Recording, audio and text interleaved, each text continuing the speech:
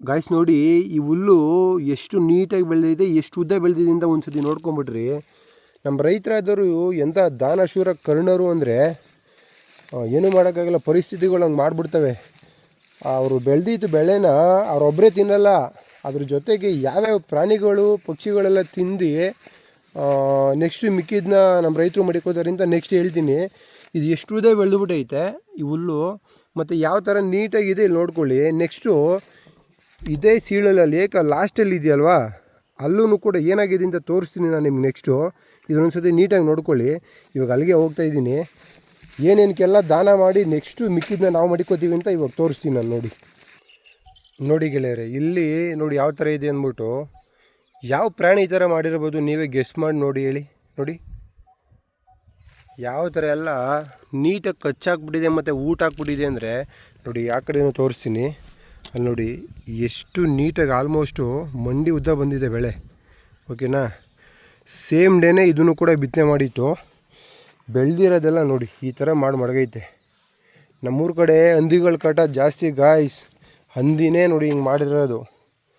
ನಮಗೆ ಗೊತ್ತಿಲ್ಲ ಏನೋ ಕುರಿಗಳೆಲ್ಲ ಬಂದು ಮೇಯ್ಕೊಂಬಿಡ್ತಾವೆಲ್ಲ, ಯಾರವು ಕುರಿಗಳು ಮೇಯ್ಕೊಂಬಿಡ್ತವೆ, ಯಾರವು ಕುರಿ ಮೇಯ್ಕೊಂಬಿಡ್ತವೆ ಅಂತೀವಿ.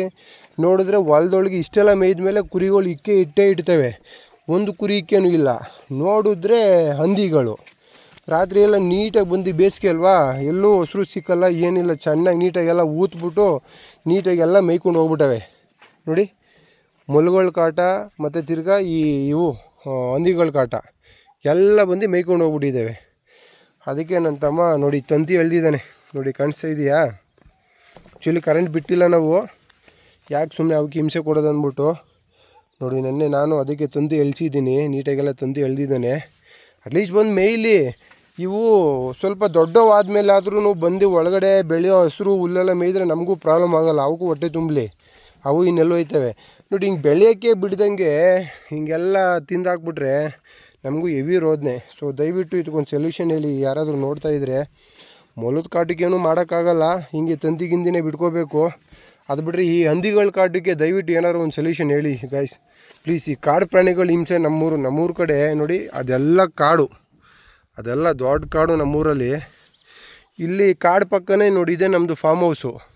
ನಾವು ಇಲ್ಲೇನೇ ಹಸುಗಳಿಗೆಲ್ಲ ಬೆಳೆದಿರೋದು ಹುಲ್ಲನ್ನ. ಇದೆಲ್ಲ ಹಾಳು ಮಾಡಿದಂಗೆ ಕಾಡು ಪ್ರಾಣಿಯಿಂದ ರಕ್ಷಣೆ ಮಾಡ್ಕೊಳ್ಳಿಕ್ಕೆ ದಯವಿಟ್ಟು ಒಂದು ಸೊಲ್ಯೂಷನ್ ಇದ್ದರೆ ಕೊಡಿ ಗಾಯ್ಸ್ ಪ್ಲೀಸ್.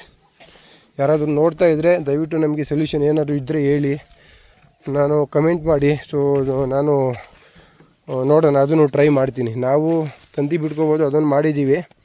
ಸೊ ನೆಕ್ಸ್ಟ್ ನಿಮ್ಮ ಕಡೆಯಿಂದ ಏನಾದರೂ ಸೊಲ್ಯೂಷನ್ ಇದೆ ಪ್ಲೀಸ್ ದಯವಿಟ್ಟು ಹೇಳಿ.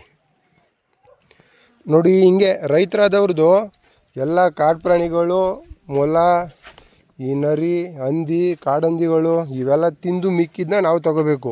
ನಾನು ಅದಕ್ಕೆ ಸ್ಟಾರ್ಟಿಂಗಲ್ಲಿ ಹೇಳಿತ್ತು, ರೈತರಾದವರು ಎಷ್ಟು ದಾನಶೂರ ಕರ್ಣರು ಅಂದ್ಬಿಟ್ಟು ಅದಕ್ಕೆ ಹೇಳಿತ್ತು. ನೋಡಿ ಹಿಂಗೆಲ್ಲ ಮಾಡಿ ಮಡಗವೆ ನಾವು ಬೆಳೆದಿರೋ, ಅದು ಬೇಸಿಗೆಯಲ್ಲಿ ಬೆಳೆದಿರೋ ಬೆಳೆನ.